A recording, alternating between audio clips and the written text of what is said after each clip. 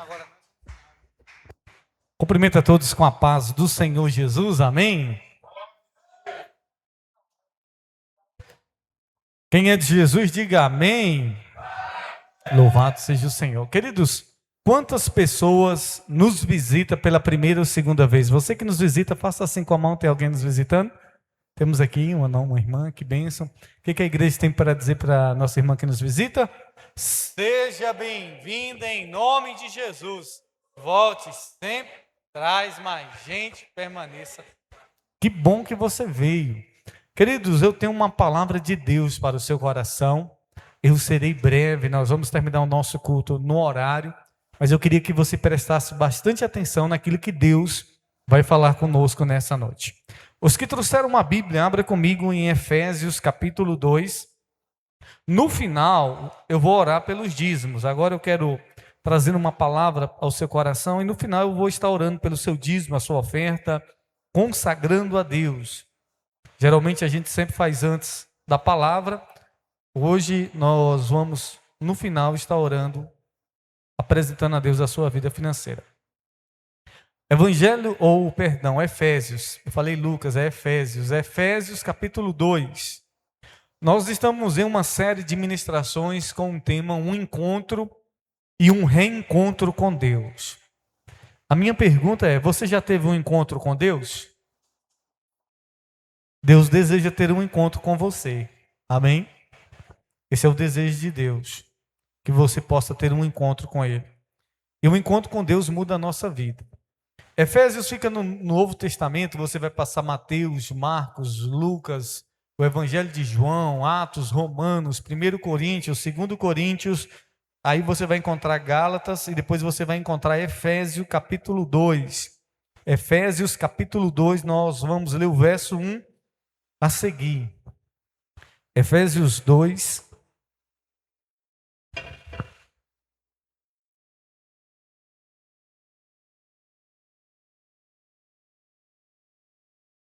Glória a Deus. Tá, se você tiver sem a sua Bíblia, você pode acompanhar aqui na projeção. Nós vamos ler o verso 1, o 2 e o 3. Diz assim a palavra de Deus. Efésios 2, o verso 1 a seguir diz: E a vós vivificou, vós que estáveis, estava o quê? Estava o quê? Mortos, estavam mortos em transgressões e pecado, nos quais, em tempos passados, andaste segundo o curso deste mundo, segundo o príncipe da potestade do ar, o espírito que agora opera nos filhos da desobediência. O verso 3, entre os quais todos também nos conduzíamos em tempos passados, na concupiscência da carne e da mente, e éramos, por natureza, filhos da ira, como também outros. Vamos ler o verso 4 também? Mas Deus é rico em misericórdia, por grande amor com o qual nos amou. O verso 5. Mesmo quando estávamos o quê? Mortos em pecado, nos vivificou juntamente com Cristo. Pela graça sois salvos. Só até aí. Feche os teus olhos, curve sua cabeça e repita essa oração comigo e diga: Senhor Jesus, fala comigo através da tua palavra. É o que eu oro. Peço que seja assim, você que crê, diz amém? Se você puder, levante sua cabeça, olhe para mim e ouça atentamente.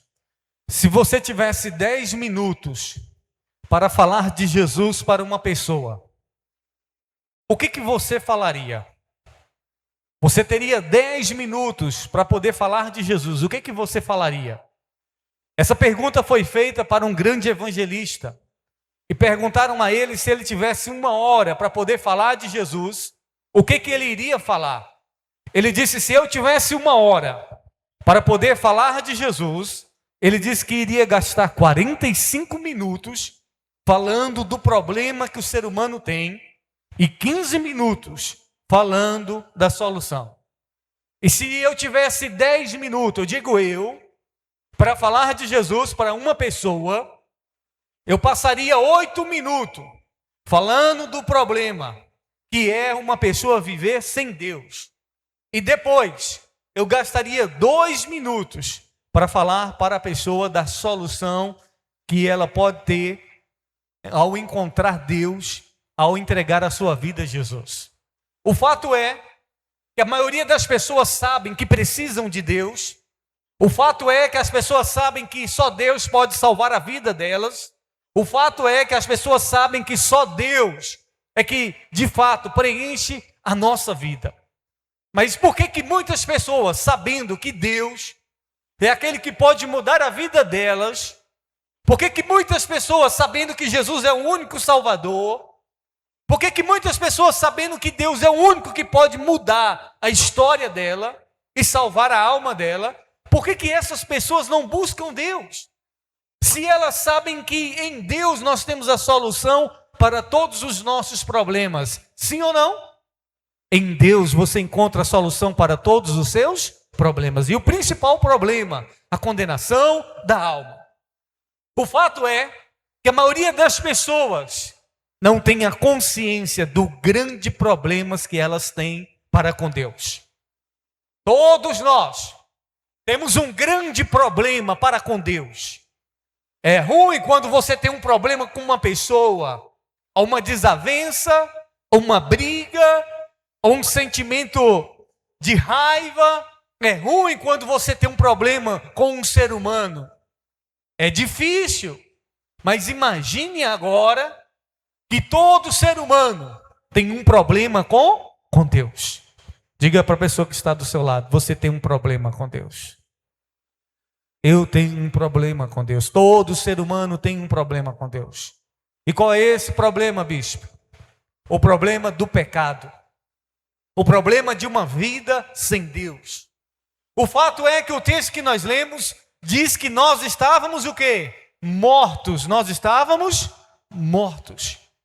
O pecador precisa ter a consciência que ele não está vivo para com Deus. O pecador, ele não está doente. O pecador, segundo a Bíblia, ele está morto. Mas você pode dizer, eu estou vivo. Mas eu não estou falando da vida física, eu estou falando de uma morte espiritual. Quantos me compreendem? E quantas das vezes nós vamos fazer uma analogia sobre a salvação? A porta lá do fundo está fechando, obreiro. E quantas vezes nós vamos fazer uma analogia sobre a salvação? E nós dizemos assim, olha, a salvação é como uma pessoa que está se afogando. E então vem o crente, e o crente joga um bote, o crente joga um salva-vida, uma corda, e resgata aquela pessoa que está se afogando lá, aquela pessoa que está quase morrendo. Mas o fato é que uma pessoa que nunca entregou a vida a Jesus, e todo ser humano que nasce nesse mundo, ele não está se afogando, ele está morto, ele está no fundo do mar, morto. E não tem ninguém que possa salvar essa pessoa, a não ser quem? Deus. O pecador, ele não está se afogando, ele está morto, e está morto no fundo do mar. E não tem vida, e não tem ninguém, nenhum ser humano que possa salvar ele e devolver a vida a ele, a não ser Deus. O problema é que as pessoas acham que estão vivas, mas a Bíblia diz que as pessoas que não têm Deus, as pessoas que não têm um compromisso com Deus, elas estão mortas, elas estão mortas. Por isso que a Bíblia diz em relação a alguns crentes, Paulo vai dizer, desperta, ó tu que dormes entre os mortos. Como é que pode alguém dormir entre os mortos? Porque tem muito crente que está vivendo no meio dos mortos e não parou para despertar que ele está no meio dos mortos. Queridos, isso é chocante. E muitas vezes você pode dizer, não, eu que não sirvo a Deus, eu não estou morto. Segundo a Bíblia, todos nós que não entregamos a vida a Jesus, e agora já entregamos, mas todos nós, quando estávamos afastados de Deus, nós não estávamos doentes, nós não estávamos nos afogando, a Bíblia diz que nós estávamos mortos. O homem tem um grande problema com Deus, que quando ele não se entrega a Deus, ele está morto. E ele precisa de Deus para salvar a vida dele. Segundo, 2 Coríntios capítulo 4. Abre para mim aí, Melks. Acompanha aqui na projeção. Ou, Melks não, mudou agora, leu Mateus. 2 Coríntios 4, ou verso 3. Toda pessoa que não tem um encontro com Deus, não entregou a sua vida com Deus, ela está morta. E segundo, ela está cega. 2 Coríntios 4, verso 3, nós vamos ler até o 4, diz assim: mas se ainda o nosso evangelho está encoberto, para os que se perdem está encoberto, verso 4, nos quais o Deus desse século, está falando do diabo, cegou os entendimentos. Cegou o quê? Não foi a vista, cegou o entendimento dos incrédulos, para que lhe não resplandeça a luz do evangelho da glória de Cristo, que é a imagem de Deus. Obrigado. Olha aqui para mim.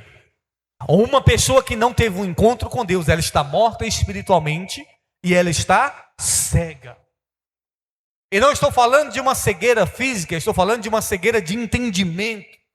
A mente dela ainda não se abriu para o grande problema que ela tem para com Deus. Ela tem um grande problema, o ser humano tem um grande problema para com Deus. Eu lembro de uma história de um homem chamado André. Não é uma história verdadeira, mas ela ilustra muito bem sobre a cegueira espiritual. André era um homem muito inteligente. André era um homem de boa aparência. André falava bem. André, tudo que ele fazia dava certo. E um dia, André resolveu atravessar a sua cidade e indo para outro caminho, que ele queria chegar até a sua casa. Ele decidiu atravessar pela floresta, pela mata, porque tinha um caminho mais fácil, só que era à noite. E quando André está entrando ali na mata, ele encontra um velho segurando uma lamparina, uma luz, um candeeiro. E o velho disse para André: meu jovem, leve essa luz com você. Essa estrada que você está indo, ela parece ser segura, mas tem muito buraco, tem muita pedra e ela tem um grande abismo lá na frente. André disse: não, eu não sou cego, eu estou vendo. Eu não sou cego, eu estou vendo, eu consigo ver. Ele rejeitou. Então André começou a andar por essa estrada, ainda estava claro devido a um pouco de luz que tinha da claridade da cidade, só que foi se escurecendo. E André então tropeçou numa pedra. E ele disse: é um azar mesmo. Só pode ser azar eu tropeçar, será que eu não estou vendo essa pedra? E de repente ele começou a se lembrar das palavras daquele homem que pediu para ele levar a luz e ele não quis levar. E de repente André pisa num buraco. E André diz: qualquer um pisa num buraco. E então André começou a andar e veio um barulho na mata. E André disse: não, eu não tenho medo dessas coisas. E foi se escurecendo, até que um momento André chegou próximo de um abismo. E quando André foi dar o passo para poder ir adiante, ele não sabia que era um abismo, porque estava tudo escuro. Quando ele estava quase caindo, então veio uma mão e segurou André. E André, já quase caindo, essa mão resgatou ele. E quando ele olhou para trás, ele viu que era aquele velho que tinha oferecido a luz para ele. E então ele disse: como pode? Eu não vi esse buraco aqui. Eu não vi esse precipício.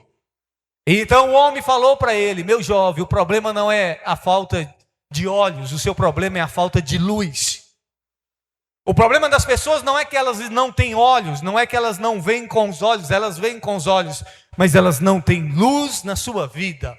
E a Bíblia diz que uma pessoa que não tem luz na sua vida, a luz de Deus, ela é cega. Ela vive em um mundo de trevas e ela não consegue ver que a sua alma está caminhando para a perdição.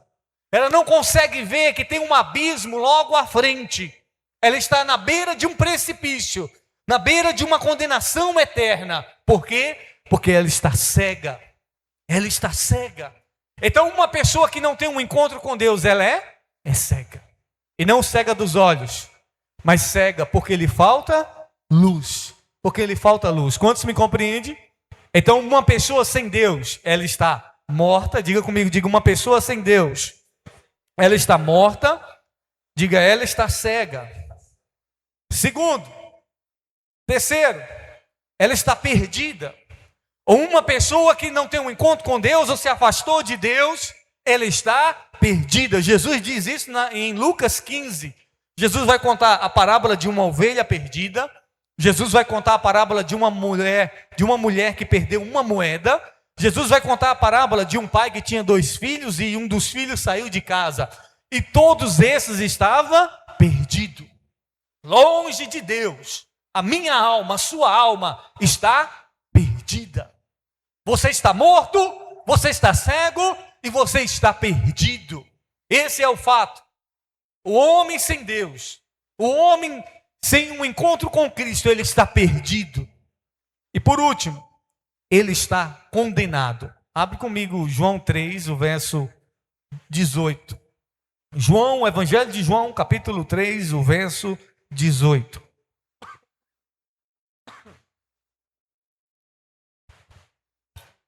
João 3, o verso 18. Diz assim: quem crê nele, falando de Jesus, não é condenado, mas quem não crê já está o quê? Condenado, porque não crê no nome do unigênito de Deus. Uma pessoa que não tem um encontro com Cristo, ela já está o quê? Condenada. Ela já está condenada. Uma pessoa que não quer ter um encontro com Deus, ou nunca teve um encontro com Deus, ou se afastou de Deus, ela está morta espiritualmente, ela não está doente. O pecado deixou essa pessoa doente. Não, ela está morta. Ela nunca encontrou com Jesus, ela está morta espiritualmente para com Deus. Segundo, ela está cega. Terceiro, ela está perdida. E quarto, a Bíblia diz que essas pessoas que nunca tiveram um encontro com Cristo, quem não crê no Filho, quem não crê em Jesus, já está condenado. A Bíblia não diz vai ser condenado, a Bíblia diz já está. O homem sem Deus, ele tem um grande problema. O homem sem Deus, ele está com um grande problema. E não é um problema com a igreja, não é um problema com o pastor, é um problema com Deus. Por que o homem tem um grande problema com Deus? Porque o homem pecou, e a Bíblia diz que o salário do pecado é a morte. O homem está perdido, o homem está cego, e o homem está condenado por conta dos seus pecados. E a ira de Deus vem sobre o pecado, a ira de Deus vem sobre a condenação do pecado. E você pode pensar, não, Deus não está com raiva, Deus ama as pessoas. Sim, Deus ama as pessoas, Deus ama as pessoas, mas Deus, Ele não está feliz com as pessoas que estão vivendo no pecado. Deus não está feliz. Abre para mim, Mateus, Romanos 1,18. Vamos ver o que diz a palavra do Senhor. Romanos 1,18 diz assim, nós já estamos quase finalizando. Romanos 1,18, a palavra do Senhor diz assim: porque do céu se manifesta o quê? A ira de Deus sobre toda impiedade e injustiça dos homens que detêm a verdade e injustiça. Olha o que a Bíblia está dizendo. Porque do céu se manifesta a ira. Não é um descontrole de Deus, não. Não é porque Deus está descontrolado, não é porque Deus está com raiva, não. É porque Deus é santo. E a ira de Deus vem para poder punir o pecado. Abre para mim aí João 3,36. Evangelho de João 3,36.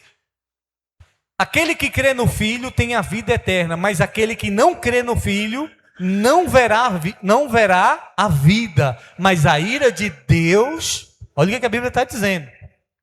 Mas a ira de Deus sobre ele vai acontecer? Não, a Bíblia diz que permanece. Quem não crê no Filho de Deus não verá a vida, mas a ira de Deus permanece. Então o homem que não tem, o homem, quando eu falo homem e mulher, que não quer ter um encontro com Deus, que não quer viver uma vida para Deus, essa pessoa está morta, essa pessoa está cega, essa pessoa está perdida, essa pessoa está condenada e ela tem a ira de Deus sobre ela. O Deus Criador está irado, a ira de Deus, a Bíblia está dizendo, permanece sobre essa pessoa. Só que Deus é tão bom, Deus é tão maravilhoso. Por isso que Efésios diz que Deus é rico em misericórdia. E Deus está oferecendo homem morto e espiritual. Deus está oferecendo homem e mulher cego espiritualmente. Deus está oferecendo à raça humana que está perdida. Deus está oferecendo ao homem que está condenado. Deus está oferecendo às pessoas que estão sobre a ira dele o perdão por meio de Cristo Jesus. Por meio de Cristo Jesus, nós temos a oportunidade de sair da morte para a vida. Por meio de Cristo Jesus, nós temos a oportunidade de sair da cegueira para a luz. Por meio de Cristo Jesus, nós temos a oportunidade de sair da perdição para a liberdade. Por meio de Cristo Jesus, nós temos a oportunidade de sair da condenação para uma vida eterna para com Deus. Por meio de Cristo Jesus, nós temos a oportunidade de sair debaixo da ira de Deus para desfrutar das bênçãos que Cristo conquistou na cruz do Calvário. Amém? Agora, o fato é que a nossa vida é breve. Nós estamos nesse mundo de passagem. Tiago vai dizer o que é a vossa vida, o que é a sua vida. Uma criança, a mãe chamou ela para dormir e falou: meu filho, minha filha, vamos dormir. E então, quando eles foram dormir, antes de dormir, a mãe disse: vamos orar. E a criança então disse: mamãe, e se eu morrer antes de acordar? Olha o que a criança disse. E se eu morrer antes de acordar? Ela estava consciente que a morte é uma realidade. Você já pensou nisso? E se você morrer antes de acordar? O que isso quer dizer, bispo? E se você for dormir e não acordar mais? Você tem consciência disso? Ah, mas amanhã eu vou viver. Quem garante isso? Quem garante que daqui a pouco nós vamos estar vivos? Nós não somos dono da vida. Nós não temos controle sobre a nossa vida. Nós estamos de passagem. E se hoje for o último dia da sua vida, você tem um grande problema com Deus. E se você hoje for dormir e amanhã não acordar, você tem um grande problema com Deus e você precisa resolver esse problema. E um problema fácil de ser resolvido. Por quê? Porque Deus já providenciou a solução, que é Cristo Jesus. Para nós orarmos, eu estava ali no irmão Galego, conversando com ele, e ele falando que não tem medo da morte. Falei, tem que ser assim, o crente não tem que ter medo da morte. Quem está em Cristo não tem medo da morte. Por quê? Porque a Bíblia diz que Jesus Cristo é a ressurreição e a vida. Aquele que crê nele não morrerá, mas terá a vida eterna. Ele é a ressurreição. E eu tenho a certeza que se eu morrer, um dia ele vai me ressuscitar para a eternidade para com ele. E eu tenho a certeza que ele é a ressurreição e a vida, porque ele ressuscitou dentre os mortos. O apóstolo Paulo diz: o viver para mim é Cristo e o morrer é lucro. Tem muito crente que tem medo da morte. E o crente não tem que ter medo da morte, porque a morte ela não é o fim. O irmão Galego estava dizendo para mim, ele disse: bispo, eu mandei escrever na minha barraca uma frase que diz assim: aquele que crê em Deus sabe que a morte não é o fim, mas uma passagem para uma nova vida. E o que me chamou a atenção foi a segunda parte. Na segunda parte ele disse assim, eu até anotei para não esquecer, ele disse assim: aonde eu for, Deus vai comigo. Ele me dizendo, está escrito na barraca dele: aonde eu for, Deus vai comigo. E se eu não voltar, é porque eu fui com Deus. Aí eu falei: rapaz, mas você está um artista de primeiro. Ele disse: aonde eu for, eu vou com Deus. E se caso eu não voltar, é por... Não, ele diz assim, ó, aonde eu for, Deus vai comigo. E se caso eu não voltar, é porque eu fui com Deus. Partiu. Tem certeza da salvação. Se hoje fosse o último dia da sua vida, para onde você iria? Céu ou inferno? Ah, eu sou uma pessoa boa, eu iria para o céu. As obras não salvam ninguém. Porque você está morto. Porque você está cego. Porque você está perdido. Porque você está condenado. A única maneira de você ser salva, do ser humano ser salvo, é se voltando para Deus e recebendo Jesus como Salvador. As pessoas pensam que o problema é vir à igreja e virar crente. Não, o problema é você ouvir a palavra de Deus e não dar uma resposta positiva para Deus, porque você tem um grande problema para com Ele. Todos nós Em um momento da nossa vida, estávamos diante desse grande problema que é o pecado, que é a vida errada, que é a morte espiritual, que é a cegueira, que é a perdição, que é a condenação, que é a ira de Deus que estava sobre nós. E Deus estava ainda oferecendo perdão. E se você não recebeu o perdão de Deus, se você recusa o perdão de Deus para a sua alma, para os seus pecados, você tem um grande problema. E um dia você vai ter que comparecer diante de Deus para prestar conta dele. E você não vai poder reclamar, eu não vou poder reclamar, ninguém vai poder reclamar e dizer: Deus, eu não sabia que eu tinha esse problema. Eu não sabia que eu tinha esse grande problema com o Senhor. Eu não sabia que eu estava morto. Eu não sabia que eu estava perdido. Eu não sabia que eu estava cego. Eu não sabia que eu estava condenado. Eu não sabia que a tua ira estava sobre mim. Mas agora você está sabendo. E você diz: oh, por que eu vim hoje nessa igreja? Eu não queria saber disso.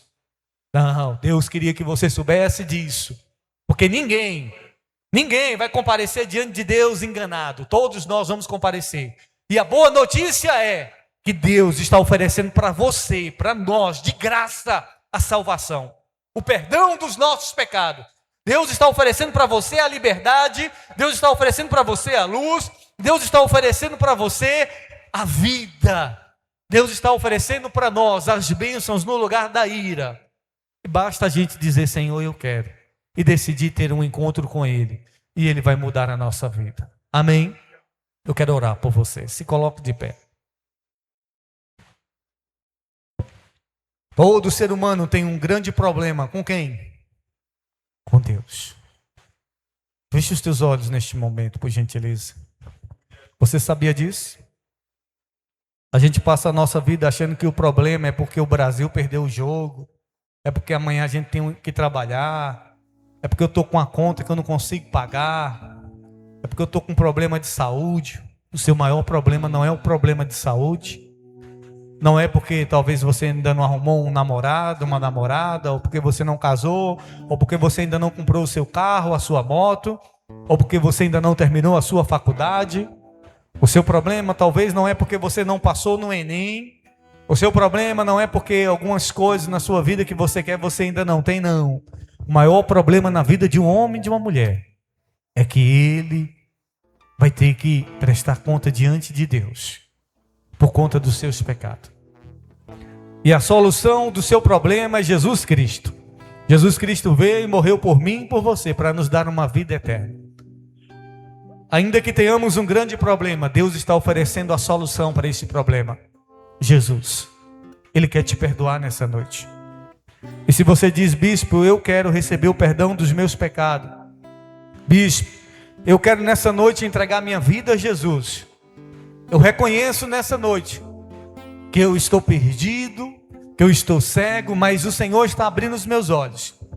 E se você está aqui nessa noite e gostaria de receber o perdão de Deus dos seus pecados, se você está aqui nessa noite e gostaria de receber Jesus Cristo no seu coração, eu queria convidar você que gostaria de tomar essa decisão, a sair do seu lugar e vir aqui diante do altar. Você que deseja receber Jesus no seu coração, você que deseja receber o perdão dos seus pecados, você que deseja nessa noite resolver esse problema que você tem com Deus.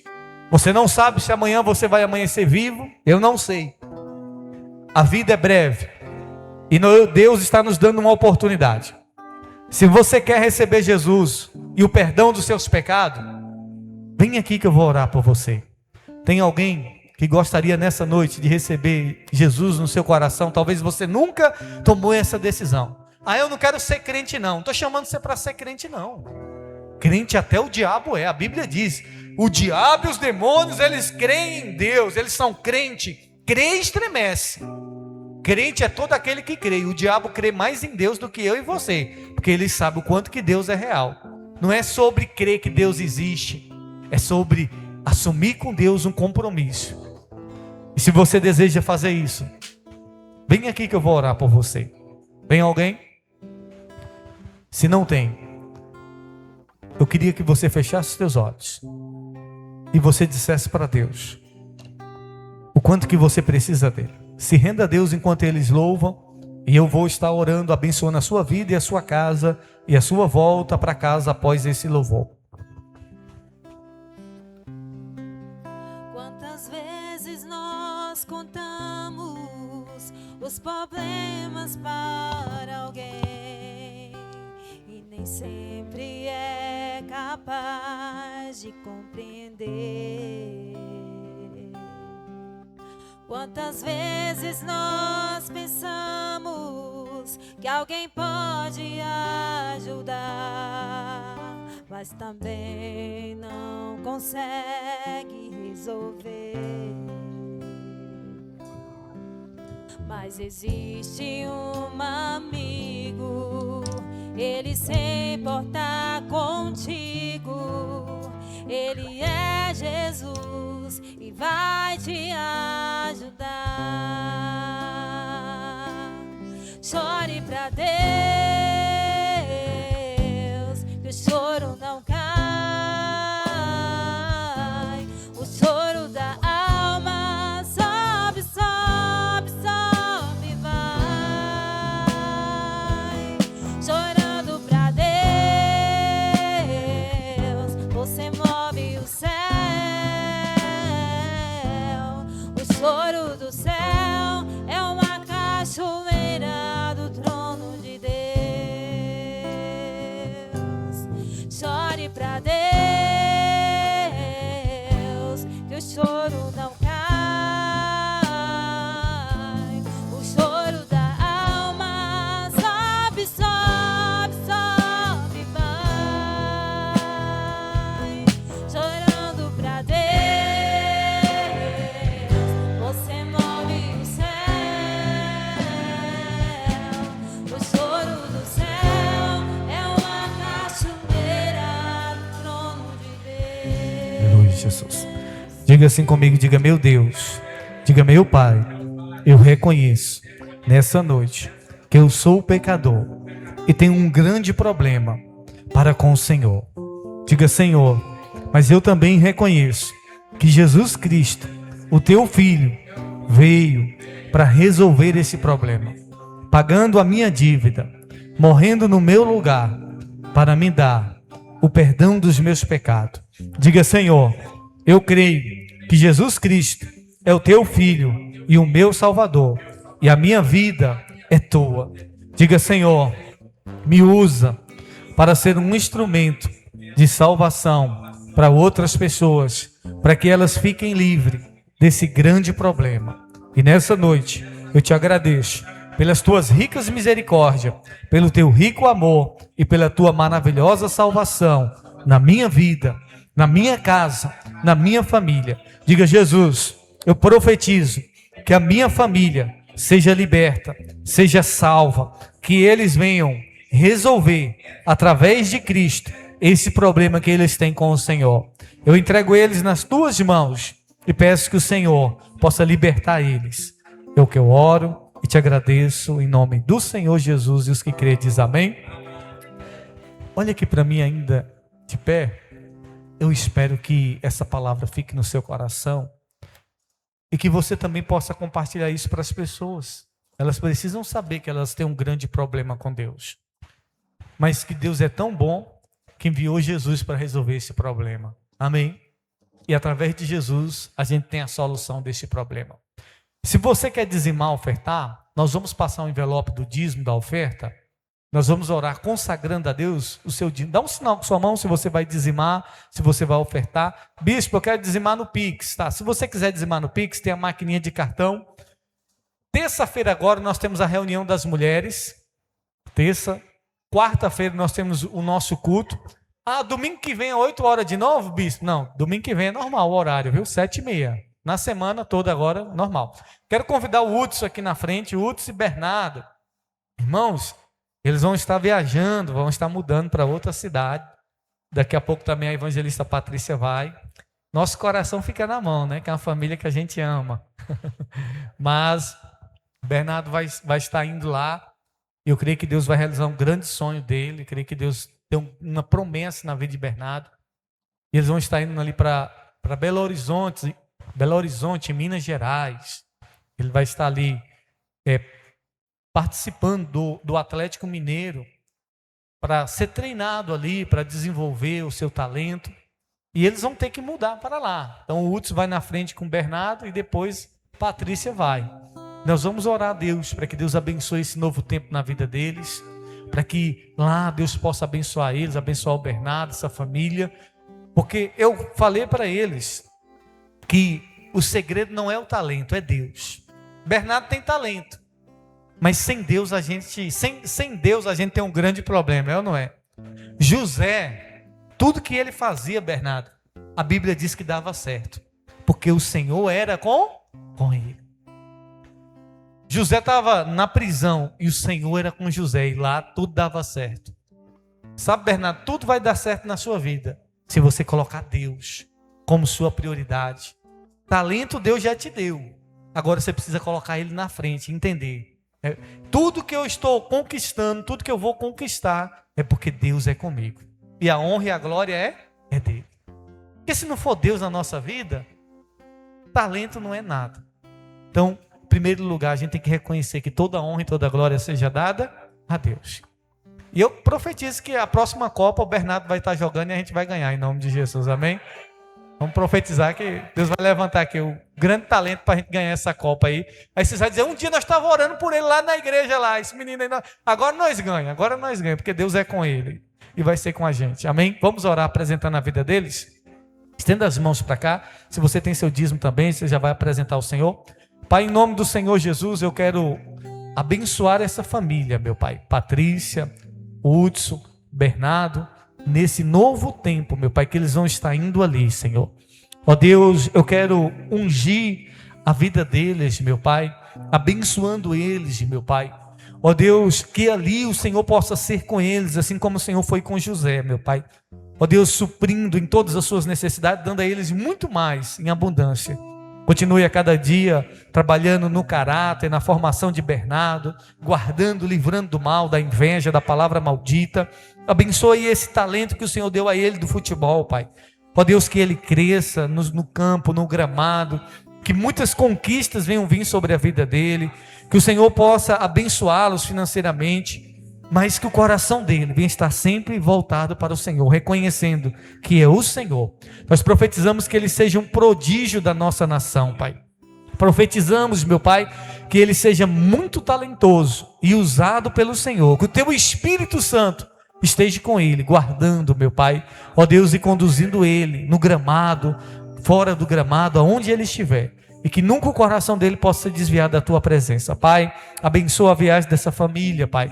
Abençoa eles ali em Belo Horizonte, que o Senhor seja com eles, meu Pai, prosperando e firmando a cada dia os passos dele. E onde eles andarem, que eles sejam um instrumento do Senhor para salvar outras vidas. Pai, consagramos o dízimo, a oferta dos teus filhos. Abençoe, meu Pai, os teus servos. Leve todos para casa, guardado e protegido em nome de Jesus. E você que crê diz amém.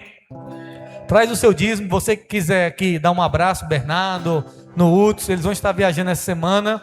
E você vai ter a oportunidade de ver eles ainda aqui essa semana. Hoje, né? Eles viajam terça. Vão em paz. Cumprimente seu irmão com a paz do Senhor. Se você tem seu dízimo, sua oferta, traga aqui no altar. Patrícia ainda vai ficar uns dias com a gente aqui.